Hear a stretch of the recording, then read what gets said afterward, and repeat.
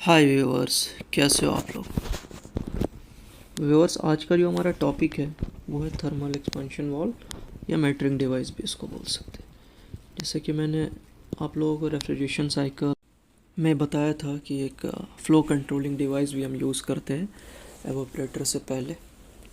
तो आज हम उसी के बारे में डिटेल में बात करेंगे। ओके, तो वीडियो स्टार्ट करने से पहले आप लोगों से एक ही रिक्वेस्ट है कि अभी तक अगर आपने मेरे चैनल को सब्सक्राइब नहीं किया है, प्लीज़ सब्सक्राइब कर लें, बेल आइकन को प्रेस कर लें ताकि आने वाली जो भी नई नई अपडेट है वो आप लोगों तक सबसे पहले पहुँचे। तो चलिए हम स्टार्ट करते हैं कि एक्सपेंशन वॉल होता क्या है, ये कैसे वर्क करता है और ये कितने टाइप्स के होते हैं। ओके, तो ये जो वीडियो है वो थोड़ा लंबी हो सकती है, तो आप लोगों से एक ही रिक्वेस्ट है कि प्लीज़ वीडियो को स्किप ना करें। जब तक आप वीडियो को पूरा नहीं देखेंगे तब तक आपको ये जो कंसेप्ट है थर्मल एक्सपेंशन वॉल का ये क्लियर नहीं होगा। तो आप प्लीज़ वीडियो को स्किप ना करें, आप स्टार्टिंग से एंड तक देखें, तो आई होप कि आपको ये क्लियर हो जाएगा। ओके, तो सबसे पहले हम इसके डेफिनेशन को देख लेते हैं।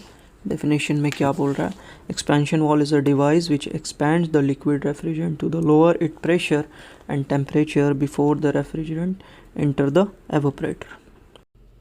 ये पॉइंट में ये बोल रहा है कि एक एक्सपेंशन वॉल जो है वो एक ऐसा डिवाइस है जो कि लिक्विड रेफ्रिजरेंट के प्रेशर और टेम्परेचर को ड्रॉप कराता है, उसको एक्सपैंड करके, उसके बाद ये एवोपरेटर में जाता है। तो जैसे ही इसने इसके प्रेशर और टेम्परेचर को ड्रॉप कराया तो यहीं से इसका फेज़ जो है वो चेंज होना शुरू हो जाता है, क्योंकि इसका टेम्परेचर और प्रेशर डाउन हो गया। तो अब जो रेफ्रिजरेंट एवोपरेटर में जाएगा वो पार्शियली लिक्विड रहेगा और पार्शियली वेपर रहेगा, कंप्लीटली लिक्विड नहीं रहेगा, क्योंकि यहाँ पे उसका प्रेशर और टेम्परेचर जो है वो ड्रॉप हो रहा है एवोपरेटर में इंटर करने से पहले। दूसरा पॉइंट है, it also regulate the flow of the refrigerant in the evaporator. वही है कि रेफ्रिजरेंट को फ्लो करा रहा है एवोपरेटर में। थर्ड पॉइंट है, expansion wall do not control humidity. Expansion valve जो है वो ह्यूमिडिटी को कंट्रोल नहीं करता है। अभी ह्यूमिडिटी क्या है ये हम आगे पढ़ेंगे। ओके, तो चलिए हम एक्सपेंशन वॉल के डायग्राम को लेते हैं, फिर उसके एक एक पार्ट्स को समझते हैं, उसके वर्किंग को डिटेल में समझते हैं।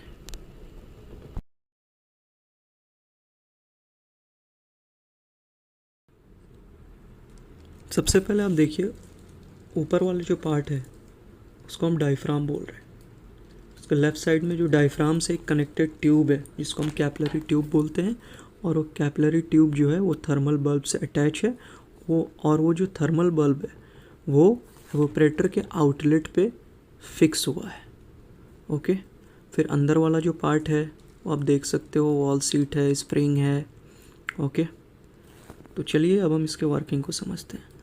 आपको 3 नेम मेंशन दिख रहे होंगे, पीबी, पीएस और पीई। पीबी जो है इसका मतलब होता है प्रेशर ऑफ बल्ब, यानी कि जो थर्मल बल्ब अटैच है एवोपरेटर के आउटलेट पे, या आप सक्शन लाइन पे बोल सकते हो, suction line of the compressor. ये प्रेशर जो है वो ऊपर से लग रहा है, डायफ्राम के ऊपर अपवर्ड साइड से लग रहा है। दूसरा जो हमारा है वो है पीएस। पीएस यानी होता है स्प्रिंग प्रेशर, जो कि स्प्रिंग प्रेशर आप देख रहे होगे थर्मल एक्सपेंशन वॉल के अंदर में, उसे हम स्प्रिंग प्रेशर बोल रहे हैं। उसका भी कुछ प्रेशर लग रहा है और उसको हम पीएस से डिनोट कर रहे हैं। अभी थर्ड जो है हमारा वो है पीई, जिसे हम एवोपरेटिव प्रेशर बोलते हैं और इसको हम पीई से डिनोट करते हैं। ओके, अब जो हमारा एक्सपेंशन वॉल को ओपन या क्लोज होना है वो इन्हीं तीनों प्रेशर के ऊपर डिपेंड करेगा।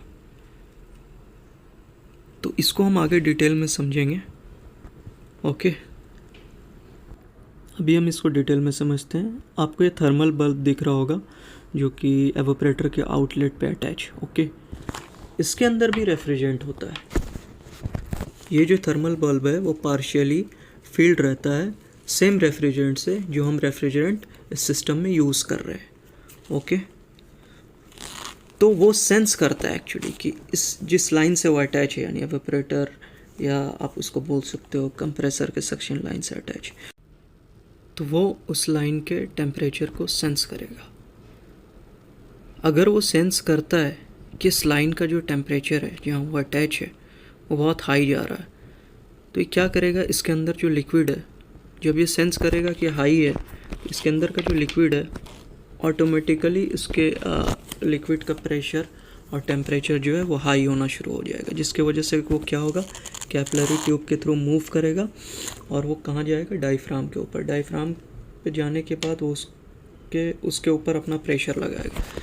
प्रेशर लगने की वजह से डायफ्राम जो हमारा है वो डाउनवर्ड की तरफ मूव करेगा, यानी नीचे की तरफ जाएगा। अब ये डायफ्राम से अटैच है वॉल, आप देख सकते हो वॉल को। अब वो वॉल क्या करेगा, इस स्प्रिंग को नीचे की तरफ पुश करेगा। नीचे की तरफ जब पुश करेगा तो ये जो हमारा वे है, यानी ये जो रास्ता है रेफ्रिजरेंट को जाने के लिए, वो कम्प्लीटली ओपन हो जाएगा। तो क्या होगा, हमारा जो रेफ्रिजरेंट है वो ऑपरेटर में जाना शुरू हो जाएगा। ये मैं लोड कंडीशन की बात कर रहा हूँ, और हमारे पास दो कंडीशन होते हैं, एक अनलोड कंडीशन, एक लोड कंडीशन। तो अभी जो मैं बात कर रहा हूँ वो लोड कंडीशन की बात कर रहा हूँ, यानी जब एवोपरेटर के ऊपर लोड हो।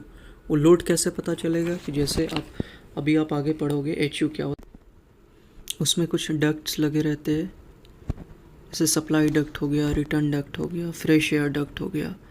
तो सप्लाई डक्ट क्या करता है, जो ठंडी हवा को रूम में सप्लाई करता है, और रिटर्न डक्ट क्या करता है, जो भी रूम की गर्म हवा है, यानी जो रिटर्न एयर है, वो उस डक्ट के थ्रू आती है और उसी एयर को वापस ठंडा करके सप्लाई डक्ट से वापस रूम में भेजता है। ओके, तो अभी आप जैसे मान लो कि रिटर्न एयर जो है हमारी वो बहुत ज़्यादा हॉट आ रही है, यानी इस कंडीशन को हम बोल सकते हैं कि एवोपरेटर के ऊपर बहुत ज़्यादा लोड है, ये लोड कंडीशन में काम कर रहा है।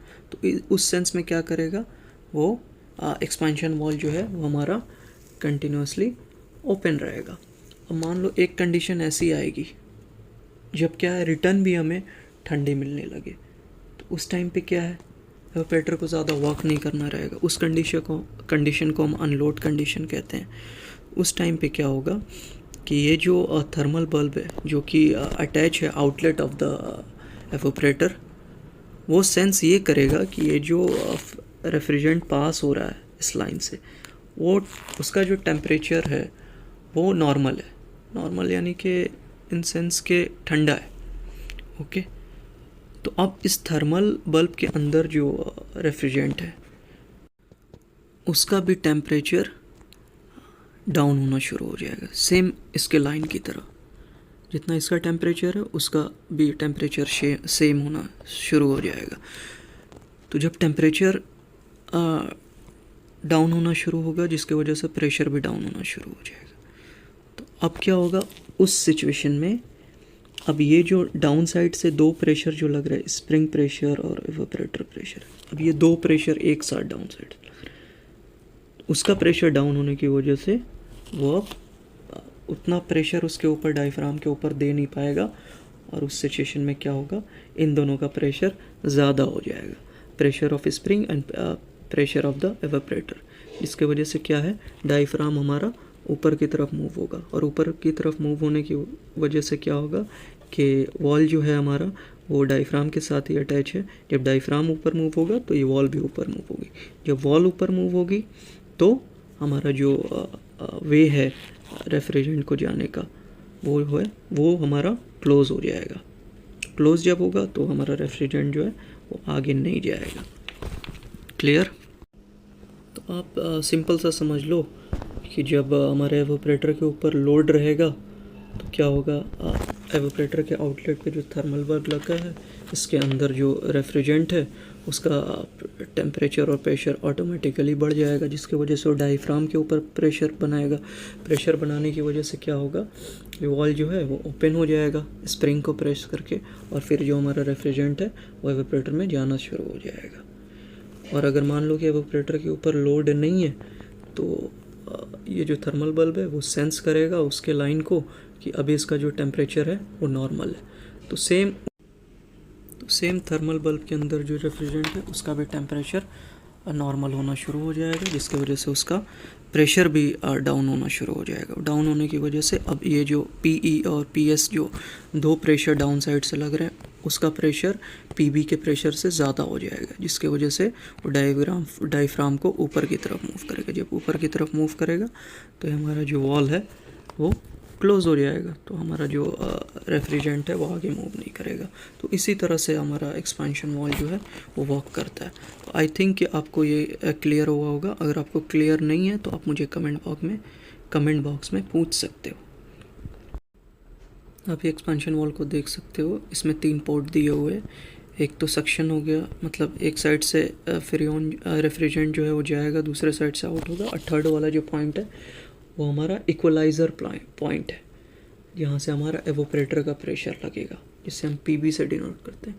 और ऊपर में जो सेंसर लगा है, जिसे हम थर्मल बल्ब बोलते हैं, थर्मल बल्ब सेंसर। आपको ये पिक्चर देख के क्लियर हो गया होगा। अब ये पॉइंट देख सकते हो, thermal expansion valve maintain constant super heat of the vapour refrigerant at the end of the evaporator coil by controlling the flow of the refrigerant through the evaporator. इस पॉइंट का मतलब ये है कि जो हमारा थर्मल एक्सपेंशन वॉल है वो हमारे सुपर हीट को मेंटेन रखता है। कैसे मेंटेन रखता है कि ये जो हमारा लिक्विड रेफ्रिजरेंट है उसके फ्लो को एवोपरेटर के थ्रू कंट्रोल करके। ओके, अभी आपके सामने एक नया वर्ड आया होगा, सुपर हीट। इसका मतलब क्या है? इसके ऊपर मैं एक डिटेल वीडियो लेके आऊँगा, उसमें आपको मैं एक्सप्लेन करूँगा कि सुपर हीट क्या होता है, सब कूलिंग क्या होता है, इसको मेंटेन करना क्यों ज़रूरी है, हम सुपर हीट सब कूलिंग को कैसे मेज़र करते हैं। इसके ऊपर मैं आपको एक डिटेल वीडियो लेके आऊँगा, वहाँ आपको क्लियर करूँगा ये चीज़ें। अब ये दूसरा पॉइंट है, it is called a constant super heat wall. ये सुपर हीट को मेंटेन रखता है, इसीलिए हम इसको कांस्टेंट सुपर हीट वॉल भी बोलते हैं।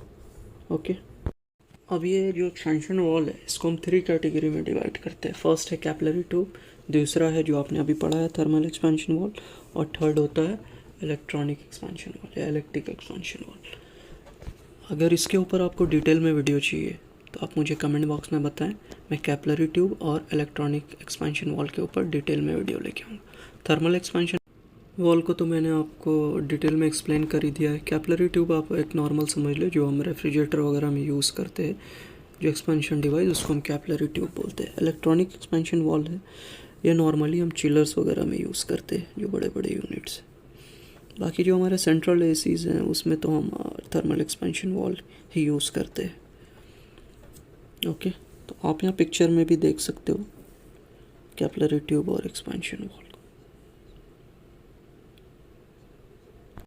तो अगर मेरी वीडियो आपको अच्छी लगे तो लाइक करें, चैनल को सब्सक्राइब करें, अपने फ्रेंड्स को शेयर करें जो इस फील्ड में वर्क कर रहे हैं या इस फील्ड में आना चाहते हैं। Okay, bye, thank you, take care.